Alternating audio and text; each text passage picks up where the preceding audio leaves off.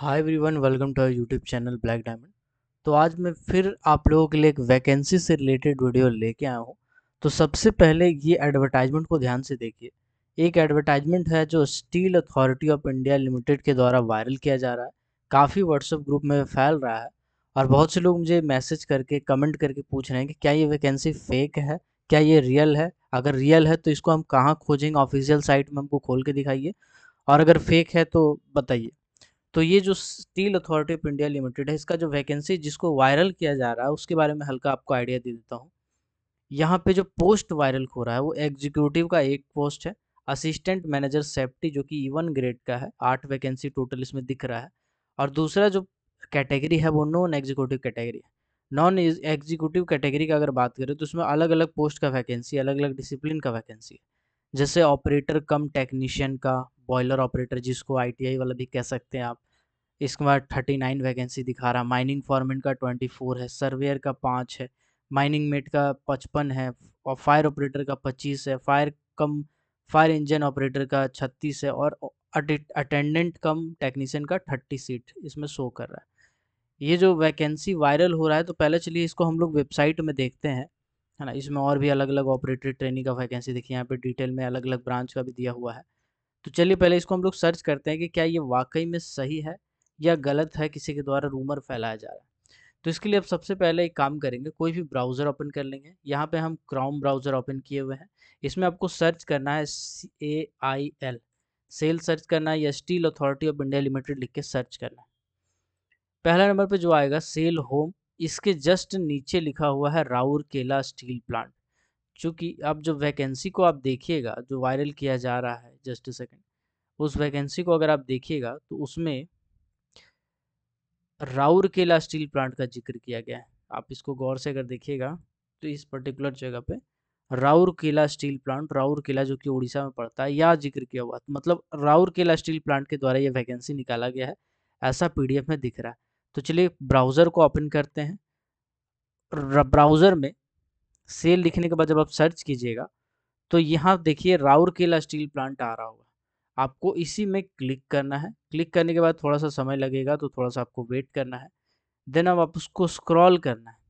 Scroll कीजिएगा, यहाँ पे सेल राउरकेला स्टील प्लांट के बारे में दिया है, आप चाहें तो पढ़ सकते हैं डिटेल में। एग्जामिनेशन का तैयारी करते हैं तो पढ़ लीजिएगा, ठीक है। इसको पूरा स्क्रॉल करेंगे, स्क्रॉल करने के बाद लास्ट तरफ हम लोग आएंगे, है ना। और एक सेकंड यहाँ से भी मिल सकता है, अगर आप डिटेल में नीचे नहीं खोज पा रहे हैं तो यहाँ पे सिंपल कैरियर का टैब है, ठीक है। ऑफिशियल वेबसाइट में आप इस कैरियर टैब में क्लिक करेंगे। क्लिक करने के बाद थोड़ा सा वेट करेंगे, स्क्रॉल करेंगे नीचे। स्क्रॉल करने के बाद यहाँ पे देखिए जॉब ओपनिंग्स के बारे में दिया हुआ है, ठीक है। और उससे थोड़ा सा पहले दिया हुआ है फ्रॉड अलर्ट। फ्रॉड अलर्ट में लिखा हुआ है कि notice caution against fraudulent complaint by unsuspicious element. मतलब यही है कि फ्रॉड वैकेंसी बहुत सारा निकाल निकाल के वायरल किया जा रहा है, इसके बारे में इसमें दिया हुआ है अलर्ट। बट कोई नहीं, हम लोग नीचे स्क्रॉल करके देखते हैं कि क्या इसका वैकेंसी का कोई अपडेट है। तो देखिएगा यहाँ पे जो न्यूज़ सेक्शन है या जॉब सेक्शन है, ठीक है, आप अगर गौर से देखिएगा तो ये जो जॉब सेक्शन है, इसमें जो भी जॉब रिलेटेड निकाला जाता है यहाँ पे दिया जाता है। तो कभी भी अगर राउरकेला स्टील प्लांट या कोई भी स्टील प्लांट का सेल का वैकेंसी वायरल होता है तो आप ऑफिशियल वेबसाइट में ऐसे ही आएंगे, जो भी प्लांट होगा उसको सेलेक्ट करेंगे और उसके जॉब पोर्टल में आके देखेंगे कि क्या वाकई में कोई नोटिफिकेशन रिलीज किया गया है या फिर वो फेक वैकेंसी है। तो यहाँ पे एक कोई वैकेंसी का नोटिफिकेशन रिलीज किया गया है, इसको हम लोग क्लिक करके डाउनलोड कर लेते हैं। तो इस पर मैं क्लिक करता हूँ। क्लिक करने के बाद देखिए ये ओपन हो जाएगा। अब ओपन होगा, अब इस वैकेंसी को मिलाएंगे। ये डेट और एडवर्टाइजमेंट नंबर दोनों का दोनों मैच कर गया है। एग्जीक्यूटिव पोस्ट में असिस्टेंट मैनेजर का और नॉन एग्जीक्यूटिव पोस्ट में अलग अलग पोस्ट का वैकेंसी जो था ये पूरा का पूरा मैच कर गया है। तो पहली बात तो जो बहुत से लोग कमेंट सेक्शन में कह रहे हैं या पूछ रहे हैं कि ये फेक है कि नहीं, ये पूरी तरह से ऑथेंटिक है, सही वैकेंसी है। और ये वाकई में सेल के द्वारा वैकेंसी निकाला गया है। सेल में जो राउरकेला स्टील प्लांट है उसके द्वारा ये वैकेंसी निकाला गया, तो आपको एकदम टेंशन नहीं लेना, ये एकदम सही वैकेंसी है। कौन कौन सा पोस्ट का वैकेंसी था थोड़ा देर पहले बताए थे। असिस्टेंट मैनेजर सेफ्टी का E1 ग्रेड में आता है, 8 वैकेंसी है टोटल। अनरिजर्व का टोटल 5 सीट है, बाकी कैटेगरी में बढ़ गया है। नॉन एग्जीक्यूटिव में अलग अलग पोस्ट का वैकेंसी, ऑपरेटर कम टेक्नीशियन बॉयलर का है, बॉयलर ऑपरेटर का है, तुम्हारा 39 वैकेंसी है, ठीक है, जिसमें से 6 एससी कैटेगरी, एसटी का 8 है, ओबीसी का 4 है, ईडब्ल्यूएस का 3 है, अनरिजर्व का 3 है। बाकी यहाँ पे जो है फिजिकली हैंडीकैप्ड वाले जो होते हैं, पर्सन्स विद डिसेबिलिटी, दिव्यांग कैंडिडेट के लिए वैकेंसी निकाला गया है। ओएच का मतलब होता है वन हैंड, एसएच का मतलब होता है, वीएच का मतलब, एमडी का मतलब, ये सब नीचे दिया हुआ है, आप चाहें तो डिसेबिलिटी को चेक कर सकते हैं। ठीक है, देन आप इसको स्क्रॉल करेंगे और इसमें बहुत सारा वैकेंसी है। देखिएगा, माइनिंग फॉरमैन का भी वैकेंसी निकाला गया है, माइनिंग डिसिप्लिन का S3 ग्रेड में 24 वैकेंसी है और 24 वैकेंसी निकाला गया है, तो माइनिंग फॉरमैन का अच्छा ही वैकेंसी कह सकते हैं, क्योंकि सेल के द्वारा इतना जल्दी निकाला गया है, इतना ज़्यादा निकाला गया, बहुत ही इनफ है। सेल अक्सर वैकेंसी थोड़ा सा शॉर्ट करके निकालती है। सर्वेयर का देखिए 5 सीट का वैकेंसी है, जो कि बी ग्रुप वाला आता है, S3 ग्रेड में ही है बट बी ग्रुप में आ जाता है। माइनिंग मेट का 55 वैकेंसी है, ये S1 ग्रेड का है, मतलब जूनियर ग्रेड का है। S1, S2, S3 ये सब फॉरमैन वाला है, फॉरमैन सर्वेयर वाला इस पोस्ट में, S1 वाला माइनिंग सरदार में आते हैं, माइनिंग मेट में आते हैं, सॉरी। उसके बाद फायर ऑपरेटर ट्रेनी का 25 वैकेंसी है, फायरमैन कम फायर इंजन का 36 वैकेंसी, अटेंडेंट कम टेक्नीशियन का 30 वैकेंसी है। ये सारे के सारे वैकेंसी इसमें डिटेल में दिए गए हैं। आप स्क्रॉल कीजिएगा तो ऑपरेटर कम ट्रेनिंग, यानी जो आईटीआई वाला कैंडिडेट है उनको यहाँ पे स्पष्ट लिखा है, मैकेनिकल, मेटलर्जिकल, सब अलग अलग लिखा हुआ है कि कौन कौन सा वैकेंसी का कितना कितना सीट है। फिटर, इलेक्ट्रीशियन, मैकेनिक्स, इसका भी स्पष्ट दिया हुआ है, तो आप यहाँ पे स्पष्ट देख सकते हैं। बाकी यहाँ पे देखिए पीडब्ल्यूबीडी कैंडिडेट के लिए जो जो वर्ड एब्रीविएशन यूज़ किया गया था उसका मतलब दिया गया है, वीएच का मतलब विजुअली हैंडीकैप्ड, है ना। अब आते हैं पूरा पूरी आगे देखते हैं। तो यहाँ पे बोला गया है कि जितना भी रिजर्वेशन क्राइटेरिया होगा वो गवर्नमेंट डिसिप्लिन के द्वारा लागू होगा, गवर्नमेंट ऑफ इंडिया के द्वारा लागू होगा। इसमें आपका वही सेंट्रल गवर्नमेंट वाला क्राइटेरिया फुलफिल हो जाता है।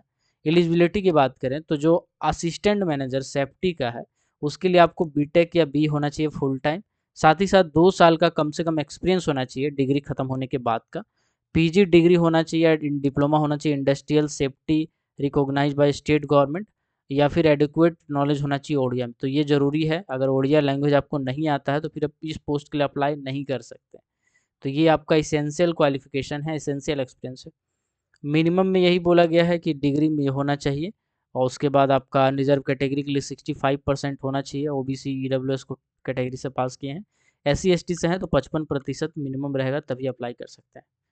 ऑपरेटम कम बॉयलर टेक्नीशियन में बोला गया है कि जो 10th पास किए हुए हैं, साथ ही साथ या 3 साल का डिप्लोमा किए इंजीनियरिंग में अलग अलग फील्ड में, साथ ही साथ फर्स्ट क्लास बॉयलर अटेंडेंट का सर्टिफिकेट है, वो अप्लाई कर सकते हैं। माइनिंग फॉरमैन पे बात करें तो मैट्रिकुलेशन होना चाहिए, साथ ही साथ 3 साल का डिप्लोमा इन माइनिंग होना चाहिए गवर्नमेंट रिकॉग्नाइज इंस्टीट्यूट से, साथ ही साथ वॉलिड फॉरमैन सर्टिफिकेट भी होना चाहिए।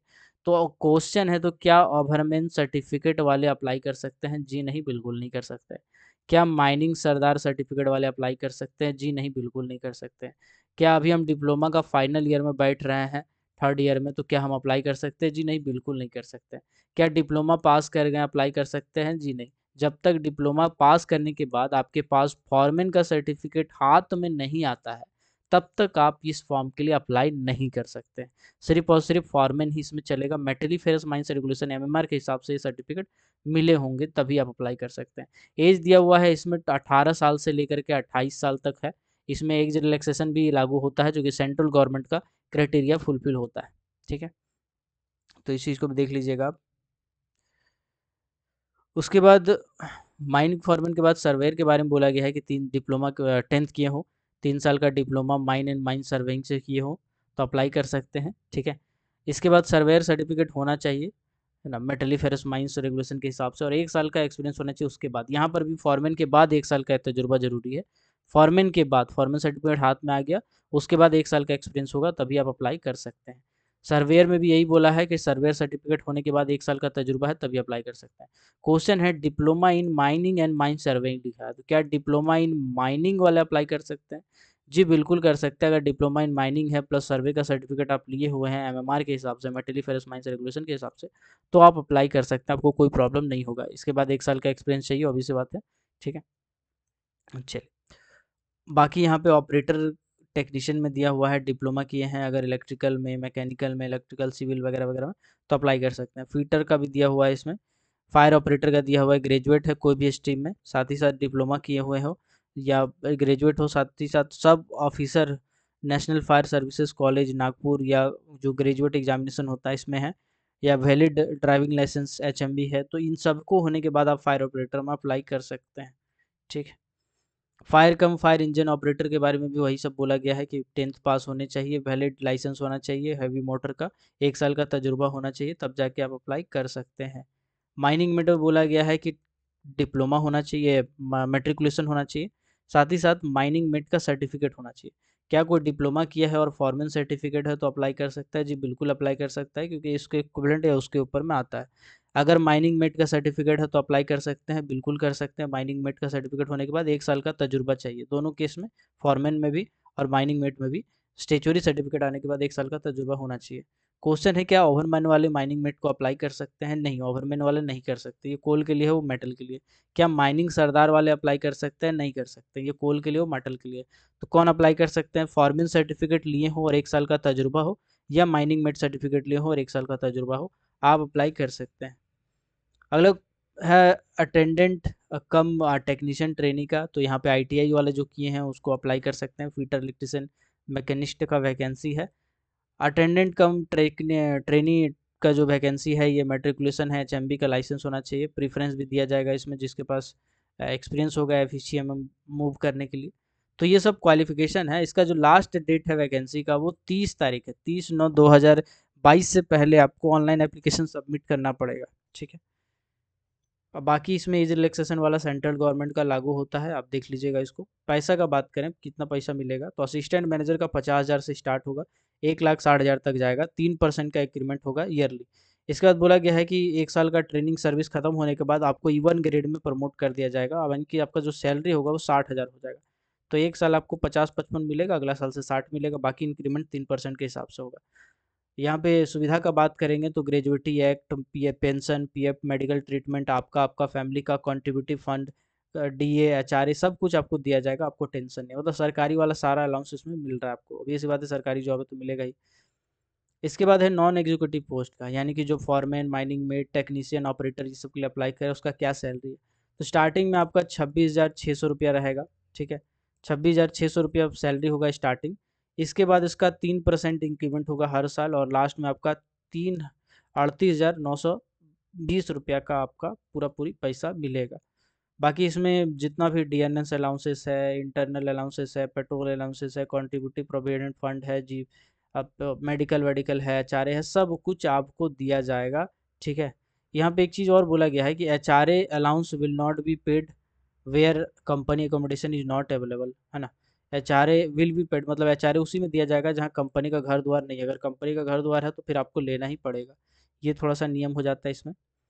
बाकी अगर हम ऑपरेटर का बात करें तो ऑपरेटर का पहला साल 16,100 सैलरी है, दूसरा साल 18,300 सैलरी है। ठीक है, उसके बाद फिर आपको एक रेगुलराइज बेसिस पे सैलरी दिया जाएगा।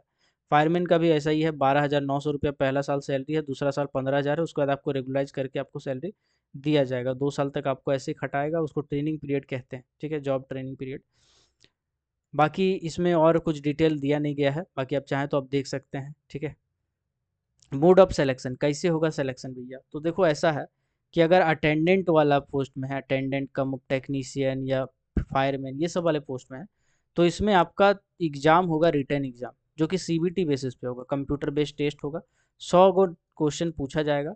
100 क्वेश्चन में से 20 क्वेश्चन जो होंगे वो टेक्निकल नॉलेज के होंगे, यानी जो आप कॉलेज में पढ़ाइया किए हैं उससे संबंधित होगा। और 80 नंबर का जो क्वेश्चन होगा वो जनरल एप्टीट्यूड होगा। जनरल एप्टीट्यूड का मतलब होता है GK, GS, लंद फंद, मैथ, साइंस, यही सब कॉमन क्वेश्चन 80 नंबर का। तो ये 10th बेसिस पे होगा, अभी से बात है, मैट्रिकुलेशन मिनिमम क्वालिफिकेशन मांग रहा है तो यही होना चाहिए। अब दूसरा जो पोस्ट है जिसमें फॉर ऑल अदर पोस्टेड लिखा हुआ है, फॉर ऑल अदर पोस्ट का मतलब है फॉरमैन, माइनिंग मेट, ये सब सभी आ जाते हैं।